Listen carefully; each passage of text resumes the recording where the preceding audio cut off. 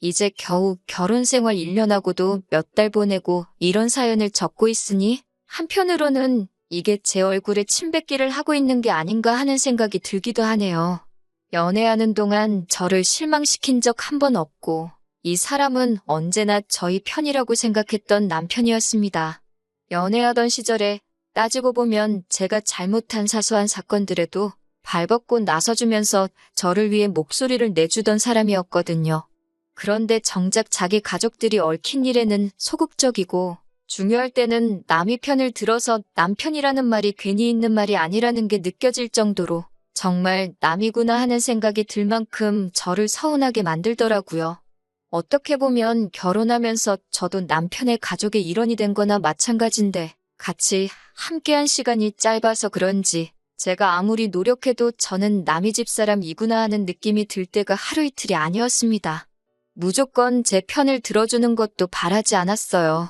그래도 적어도 3-4번에 한 번 정도라도 아니면 평생에 단 한 번뿐이라도 중요한 순간에 한 번은 제 편을 들어줬으면 했는데 남편한테는 새로 생긴 가족인 제가 아닌 원래부터 가족인 시어머니가 더 중요하구나 하는 생각밖에 들지가 않네요.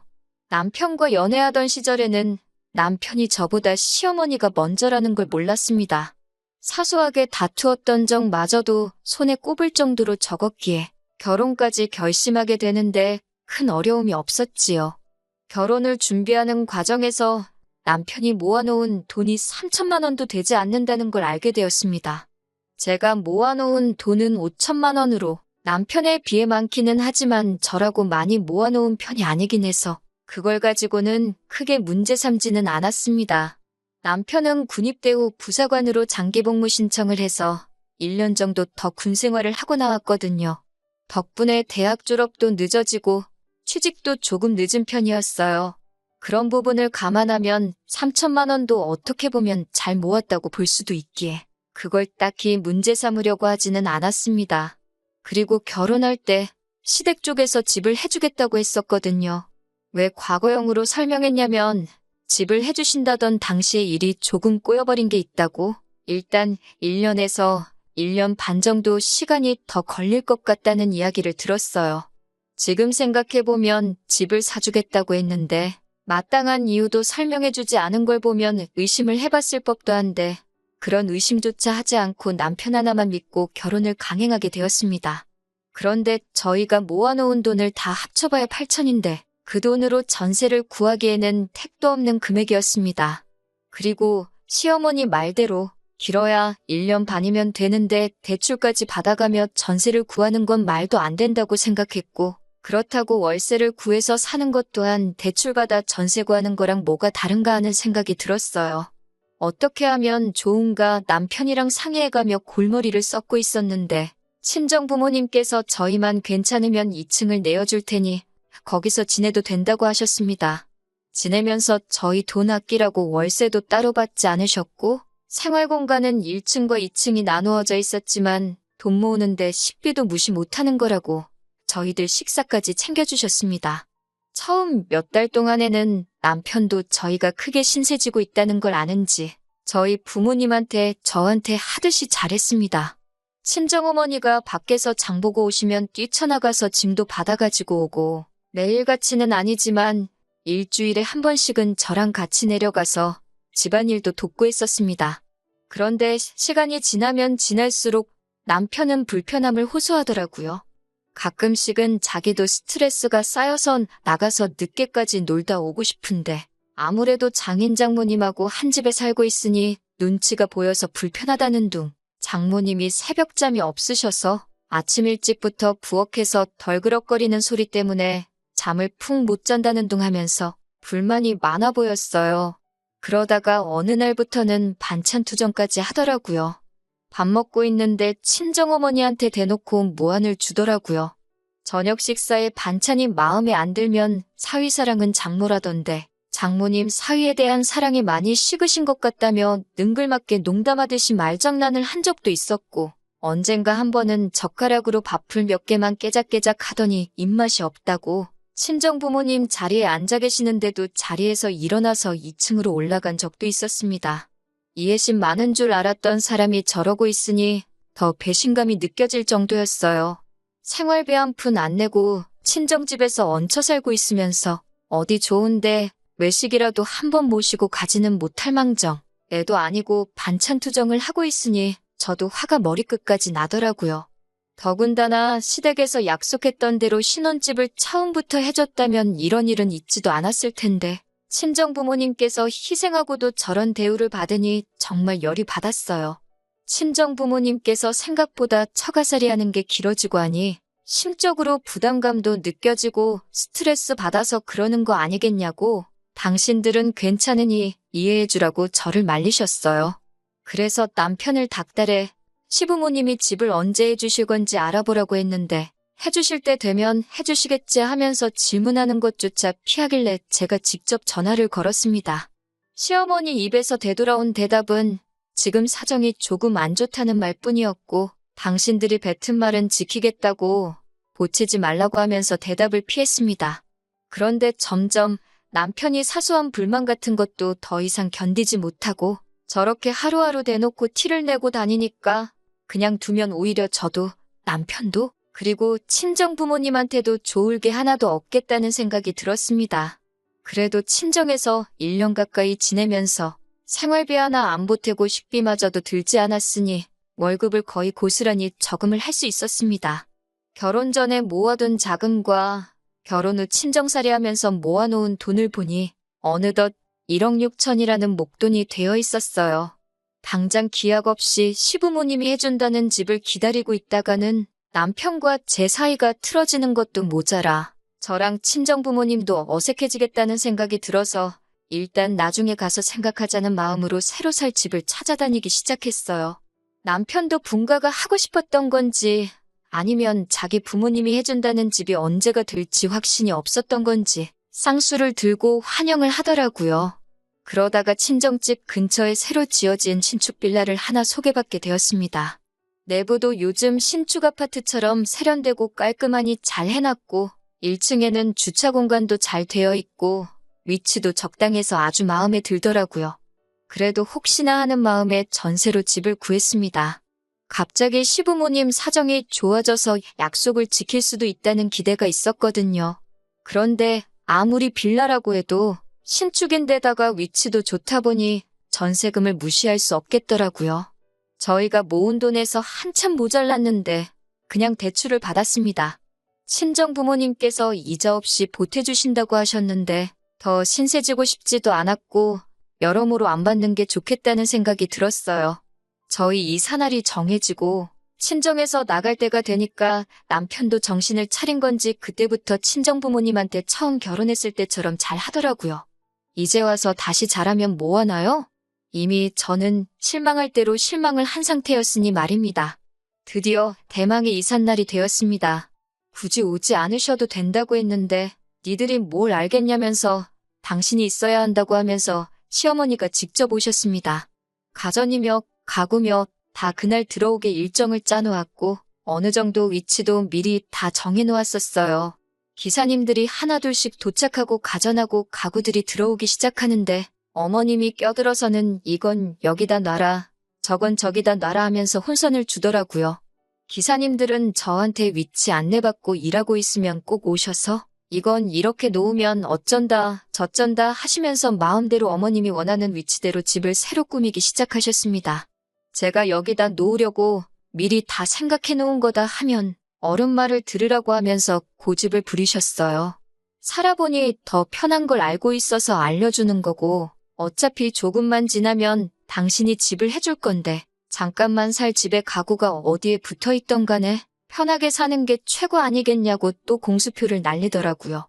당장 형편이 안 돼서 집 못 해주시는 거 이제는 다 아는데도 집 해줄 테니까 그놈의 허세는 왜 이렇게 부리시는지.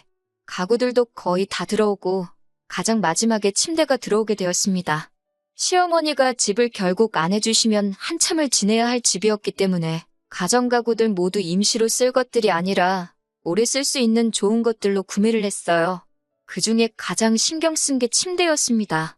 따지고 보면 하루에 가장 긴 시간을 침대에서 보내야 하잖아요. 잠은 좋은 데서 자야지 다음날 피로도 풀리고 하루가 잘 돌아간다는 말에 침대는 미국 수입 침대로 조금 무리하다 싶을 정도로 투자를 했거든요. 그런데 침대가 들어오고 나서 시어머니가 매트리스에 한번 누워보더니 눈빛이 곧바로 먹잇감을 노리는 살쾡이 눈으로 변하시대요. 신축 빌라이긴 하지만 평수가 넓지는 않아서 침대가 들어오니까 방이 꽉 차더라고요. 국내 브랜드 라지킹 사이즈보다 한 단계 더 크다는 칼킹 사이즈였으니 정말 침대 하나 들어가니 안방에 다른 가구가 들어갈 자리가 나오지 않았어요. 어차피 잠만 잘 곳인데 다른 가구 들어갈 필요도 없고 한동안은 아이 계획도 없기 때문에 남은 방 2개 있는 걸 서재와 옷방으로 꾸며놓았거든요. 그래서 방이 조금 좁아져도 상관이 없던 상황이었어요. 그런데 살쾡이 눈으로 변한 어머님이 안방에 커다란 침대가 들어차 있으니까 집에 비해서 너무 크다고 꼬투리를 잡으시더군요. 답답해 보이고 따지고 보면 저희도 이제 처음 독립하는 거니 신혼이나 마찬가지인데 침대에 빈 공간이 많아서 정이나 붙겠냐고 하면서 말이죠. 그러면서 이 침대는 시어머니가 당신이 쓰던 침대를 저희한테 보내줄 테니 이 커다란 침대는 어머님이 대신 보관해주고 계시다가 어머님이 저희 신혼집 사주면 그때 큰 집 안방에다가 집어넣으라는 겁니다. 어머님 댁에 있는 침대 언제 구매하신 건지는 모르지만 못해도 20년은 쓰셨을 거예요. 자세히 들여다본 적은 없지만 나무로 된 프레임에 찍힌 자국 여기저기 나 있고 프레임에 딸린 서랍장은 부서져서 나오지도 않는다고 들었거든요. 저희가 큰돈 들여 구매한 침대는 당신이 가져가고 그 오래된 침대를 준다는데 마치 저희를 위해서 선심 써주는 것 마냥 이야기하길래 어이가 없었습니다. 그래서 생각하는 척도 안 하고 싫은데요? 하고 대답했습니다. 어머님이 제가 그렇게 나올 거라고는 예상을 못했는지 조금 당황해 하시면서 아니, 바꾸자는 게 아니고 내가 맡아주려고 하는 거다 하면서 열심히 설명을 하시더라고요. 어차피 잠만 자는 방이고 안방 문 열어놓고 지낼 것도 아닌데 딱히 상관없다고. 저희가 잘 쓰고 있다가 어머님이 집 사주시면 그때 그대로 가져가도 문제없다고 했어요. 정말 최고급 침대이기 때문에 수명도 길어서 맡아주실 필요도 없고 쓰면 쓸수록 오히려 저희 몸에 딱 맞아가는 침대라서 하루라도 저희가 쓰는 게 더 좋은 거라고 말씀드렸네요. 그리고 기사님한테 감사하다 하고 후다닥 보내버리니 어떻게 가져갈 방법이 사라졌으니 어머님도 더 말을 안 하시길래 알아듣고 포기하셨다고 생각했습니다. 그런데 다음날 퇴근하고 돌아왔더니 저보다 매일 퇴근이 조금씩 늦는 남편이 집에 와 있고 하루밖에 안 누워본 새 침대는 온데간데 없고 어머님이 쓰던 오래된 침대가 안방에 들어가 있더군요.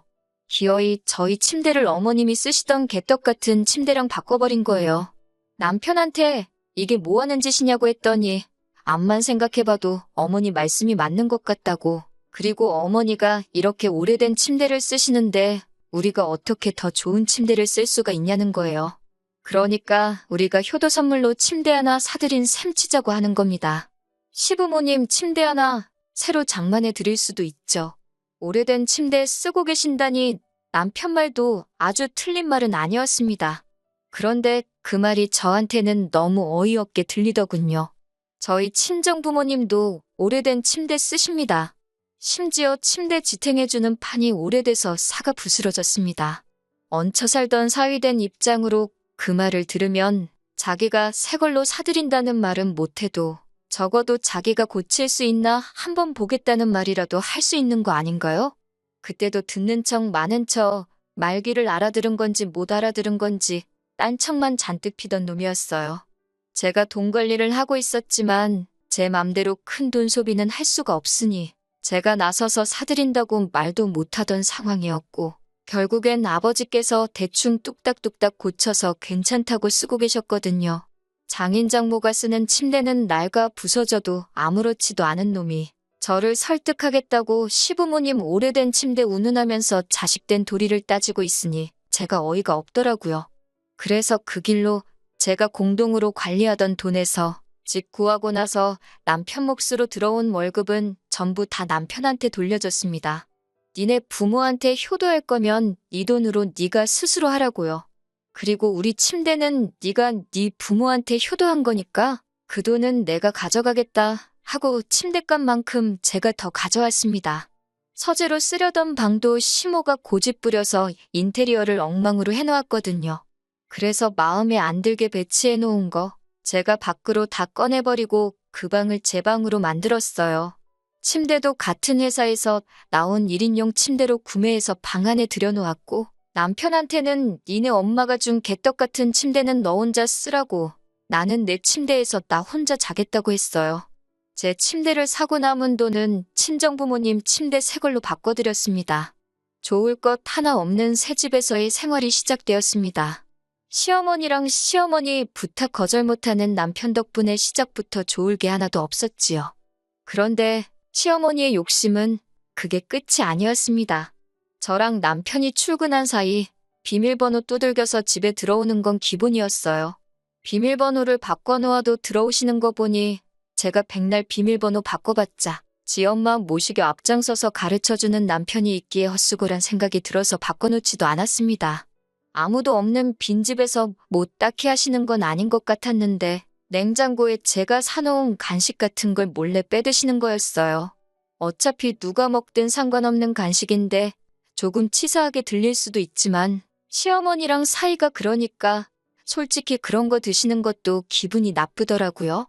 남편한테 아무리 따져봐야 어머니한테 집 비밀번호도 못 알려주냐고 되려 화를 내니 소용도 없는 일이었습니다. 그렇게 하루하루 짜증이 누적되고 있는 와중에 친정 부모님께서 저를 부르셨어요. 저한테 차키 하나를 건네주시더라고요. 저 시집가면서 시댁에서는 집을 해준다는데 친정에서 빈손으로 보내기는 뭐해서 저 타라고 외제차를 계약하셨다고 하셨어요. 남편은 친정집에서 회사가 가까운 편이라 괜찮은데 매일 멀리까지 출퇴근하는 제가 마음에 걸리셨다고요. 그리고 그 차를 어제 드디어 인도를 받았다고 하네요. 감사한 마음도 들고 한편으로는 제 지금 상황을 생각해보면 이걸 어떻게 해야 하나 싶더라고요. 금가락지면 품속에 숨기기라도 할 텐데 다른 것도 아니고 자동차를 어떻게 숨기겠어요. 차가 생기니 면허도 없는 남편이 더 좋아하더군요. 이럴 줄 알았으면 진작에 면허를 땄을 걸 그랬다고요. 한동안 시모 때문에 저한테 쌀쌀맞게 굴더니 차 가지고 오고부터는 운전 연수 좀 시켜달라고 매일같이 졸라대기 시작했어요.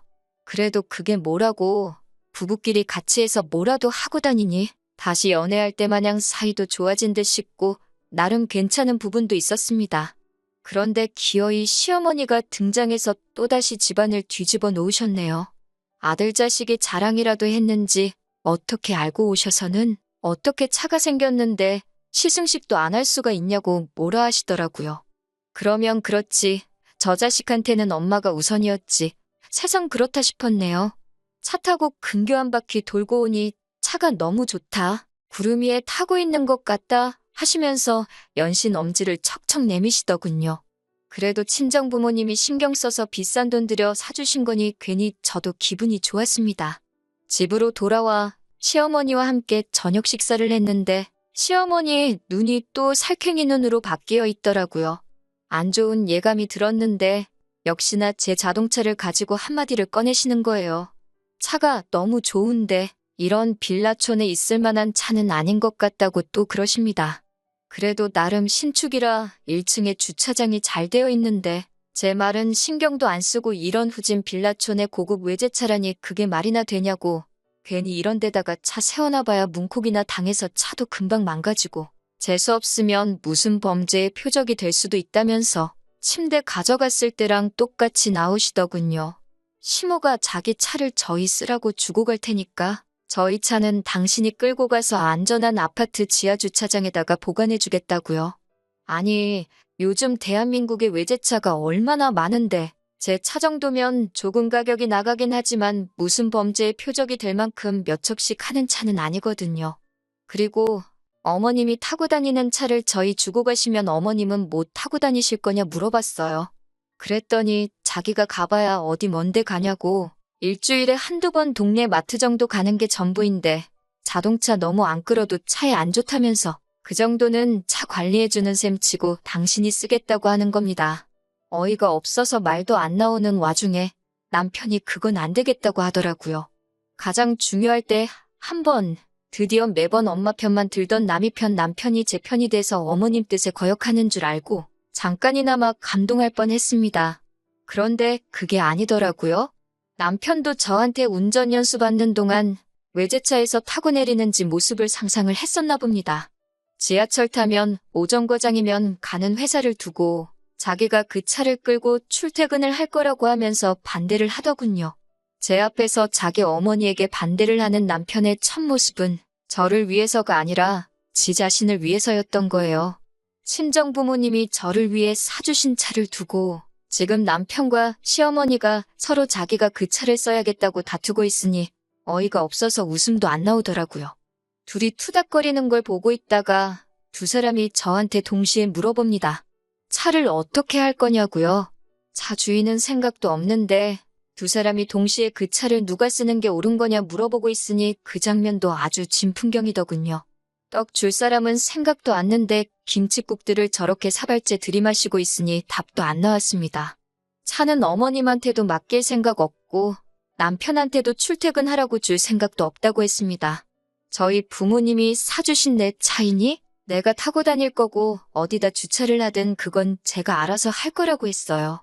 남편도 시어머니도 방금까지는 그 차를 자기가 탈 거라며 투닥거리더니 이제는 하나같이 입을 맞춰서 그걸 왜 네 혼자 타냐면서 성질을 부리더군요. 남편은 장인 장모님이 우리 타라고 해주신 차니까 우리 부부 이것이나 마찬가지라고 우기길래 면허도 없는 게 뭘 벌써부터 차를 끌고 다닐 생각이냐고 했습니다. 시어머니가 이어서 또 아파트 하면서 언제인지도 모르는 집을 걸고 넘어지면서 겁을 주기 시작하네요. 그놈의 집은 지겨우니까 그만 좀 말하라고 주지도 않은 집 가지고 침대도 가져가고 차도 가져가는데 그 집 진짜로 주면 뭘 더 가져갈지도 모르는데 그딴 집 필요도 없고 관심도 없다고 했어요. 그리고 대체 뇌구조가 어떻게 되어 있으면 자식 부부 신혼살림을 탐을 내서 가져갈 생각을 하냐고 한마디 했습니다. 그제서야 외제차 사이에 두고 지 엄마랑 대립하던 남편도 저보고 말버릇이 그게 뭐냐고 또 엄마 편을 들어주더라고요. 아니면 제가 자동차 운전대 잡을 생각은 꿈도 꾸지 말라고 한 게 불만이라 엄마 편을 들었는지도 모르고요. 아무튼 그동안 남편한테 쌓였던 거랑 시모한테 쌓였던 거 전부 다 쏟아내고 저도 이제 이딴 집 며느리 자리 필요도 없다고 악다구니를 썼어요. 가족 앞에서 남이 편되는 남편도 필요 없고 언제 사줄지도 모르는 그놈의 집도 필요 없고 그걸 인질로 잡고 며느리 세간살이 다 뜯어가려는 시모도 필요 없다고 한참 성질을 내다가 이혼하겠다고 선언하고 집구석 뒤집어 엎어놓고 나왔네요. 그러고 나서야 남편이고 시어머니고 미안하다면서 침대도 돌려주고 차도 욕심 안 부릴 테니까 이혼 안 하면 안 되냐고 나오더라고요. 단칼에 거절했습니다. 합의 이혼 안 해주면 소송까지 갈 거고 그렇게 되면 위자료도 청구하겠다고 강하게 나오니 그 손에는 감수 못하겠는지 꼬리 내리고 이혼 도장 쾅 찍어주더라고요. 그렇게 1년 몇 개월 만에 저는 이혼을 하게 되었습니다. 친정에서 얹혀살 적에 시모가 사준다는 집 믿고 꺼드럭대던 남편을 보고 아니 애초에 신혼살림으로 산 침대를 보관해주겠다고 가져갔을 때 진작에 이 모자한테는 답도 없다는 거 깨닫고 이혼을 했어야 한 게 아닌가 하는 늦은 후회가 드네요. 저도 속물인 건지 사준다는 아파트 그거 하나만 바라보고 이 불합리한 상황을 견뎌왔나 싶어요. 이제 와서 하는 말이지만 정말 시모한테 집 한 채 해줄 경제적 능력이 있기는 있었는지 싶습니다. 결국 제가 질질 끌다가 이렇게 되었지만 마지막에 두 모자, 외제차 한 대 가지고 의견 대립하며 사오게 만들어 돈 앞에 장사 없다는 현실도 일깨워주고 하고 싶은 말은 다 해주고 나와서 속 하나만큼은 후련하네요. 아무쪼록 그렇게 서로 아끼고 못 사는 엄마 아들 연기하면서 큰돈 앞에서는 부모 자식 가리지 않는다는 그 의구심을 품고 살아갔으면 좋겠네요.